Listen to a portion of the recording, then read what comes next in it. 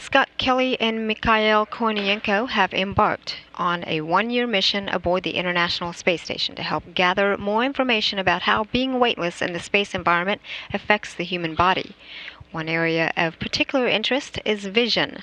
Some of the station crew members suffer diminished vision after a long duration mission, and a prime suspect is the shift of bodily fluids to the head during a mission.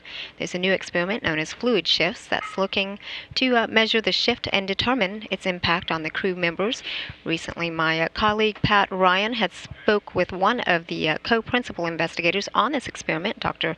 Michael Stinger of the Biomedical Sciences Branch here at the Johnson Space Center in Houston, to learn about why fluids move to the head when you're in space and why that may be impacting astronauts' vision.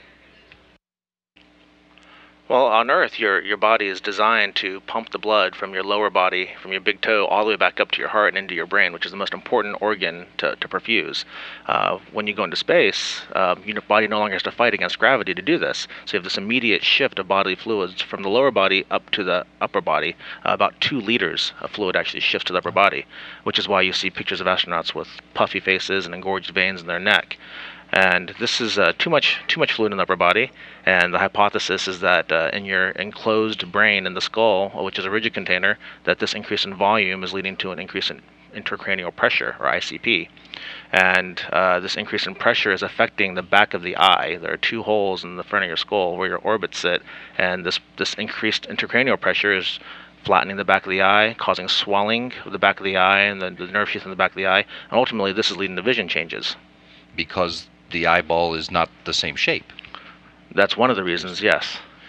Well, so does it go back to normal then when they come back to Earth and the fluid is no longer shifting into their head? And most astronauts it does. And shuttle astronauts, they experience these same visual changes. They carried extra glasses to wear on shuttle missions. But it's only been recently in long-duration missions that astronauts have been coming back with these visual problems that are not recovering. And so there's probably a length of mission effect here that's causing these permanent changes. So there are permanent changes, and we need to find out what's causing them before we spend even longer amounts of time in space. Right. Now, what is your study called Fluid Shifts? What do you intend to find out, and how are you going to do it? So we have 3 main aims in our study. The first aim is to fully characterize this fluid shift. So not only the amount of fluid that's going from the lower body to the upper body, but where this fluid is. We're going to measure fluid inside and outside of cells. We're going to measure fluid, blood fluid, plasma inside the blood vessels, and how this filters out of the blood vessels into the interstitial spaces. We're going to use ultrasound to assess total arterial blood flow into the brain, and then examine venous drainage out of the brain. So we want to fully characterize how this fluid is changing when you're in space. And our hypothesis is that different astronauts will have individual responses to this. And so there'll be different varying magnitudes of this headward fluid shift and subsequent redistribution of fluid.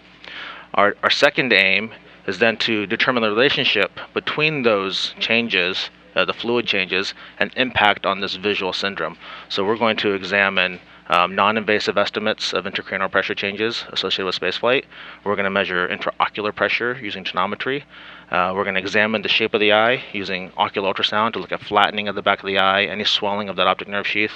There's a really nice technology called optical coherence tomography, which takes these beautiful pictures of the back of the eye so we can see swelling of the choroid in the back of the eye, of the retina itself. And our hypothesis is that the more severe headward fluid shift that you have, the more severe these ocular structural and functional changes will be. And our third aim is kind of getting along the lines of this individual susceptibility issue. We think that pre-flight, by manipulating fluid shifts, by changing your posture, by assessing fluid location in your sitting upright, and then laying you down, then letting you head down to cause a headward fluid shift, and then applying lower body negative pressure to cause a footward fluid shift, we think that we can determine pre-flight individual differences in those responses, which may predict visual changes in spaceflight. A susceptibility to the syndrome? Exactly. And we also want to track astronauts post-flight for 6 months to try to understand better these mechanisms, why some crew members are recovering and some are not. Now, much of the equipment that you described that you want to use is already there and being used in a related experiment, right? Yes, the OCT, the optical coherence tomography, is being used in ocular health, Right. which is a surveillance study. We are flying some new pieces of hardware, some non-invasive intracranial pressure measurement devices. One is called the CCFP, and the other one is called the DPOAE. What are those? These are acronyms well, cerebral and cochlear fluid pressure is CCFP. DPOAE is distortion product otoacoustic emissions. These are non-invasive technologies that estimate changes in intracranial pressure by sending a sound wave into the ear, and there's actually a continuous fluid column between the inner ear and the brain called the cochlear aqueduct. And so if there's any changes in brain pressure, it'll change the shape of the ear, the inner ear. So by sending sound waves in and determining the characteristics of those sound waves as they bounce back, we can estimate changes in pressure. So we can estimate that while you're sitting up. And then when you lay down, the pressure in your brain will go up, so we'll see that change. And then if we apply an intervention, such as lower body negative pressure, perhaps we'll see that go back down again. You mentioned that before, too. The lower body negative pressure suit, if you will, is a Russian piece of hardware that they've been using for years. How are you plan to make use of it? So the Russians have this device called the Chibis. It's a lower body negative pressure, or LBNP suit. They use it as a post-mission countermeasure to sort of reacclimate the cosmonauts to Earth stress. So by applying a vacuum to the lower body, they can, in essence, suck the blood to the lower body as you'd experience if you're standing up on Earth. And so this stresses the cardiovascular system. At the same time, they're feeling a musculoskeletal stress. They've got suspenders on, so they're feeling pressure on the bottom of their feet. They're having to activate the muscles in their legs.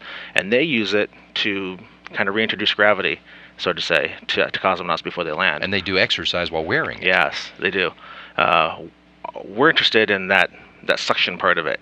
We're interested to see if this could possibly be a countermeasure to this headward fluid shifts. By vacuuming the fluid back to the lower body, we're going to assess all these same parameters under this LBNP stress. So we'll look at blood flow to the brain. We'll look at drainage from the brain via the different veins coming out of the head. We'll look at pressure in the eye, pressure in the brain, structure of the eye, etc., while in the Russian segment. This is a somewhat technically challenging portion of the experiment because the Chibis is on the Russian side of the station, on the far end of the station. So we have to pack up all of our equipment, transport it to the service module, unstow it, set it up, use it, and then bring it all back again. The findings clearly could have some impact on astronauts and their vision. Could findings be applicable to people on Earth too who have some kind of similar visual issue? Absolutely. In fact, there are clinicians now that are investigating some of these non-invasive intracranial pressure devices for patients that have elevated intracranial pressure, such as hydrocephalus patients. And that'd be great for patients that have to measure ICP, or intracranial pressure, non-invasively, as opposed to an invasive measure such as a lumbar puncture. So it definitely could have benefits there.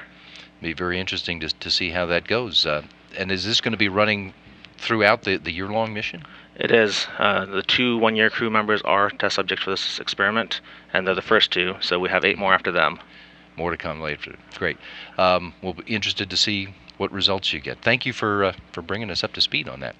Dr. Sure. Michael Stenger is one of the co-principal investigators of the fluid shift experiment that is starting up on the International Space Station.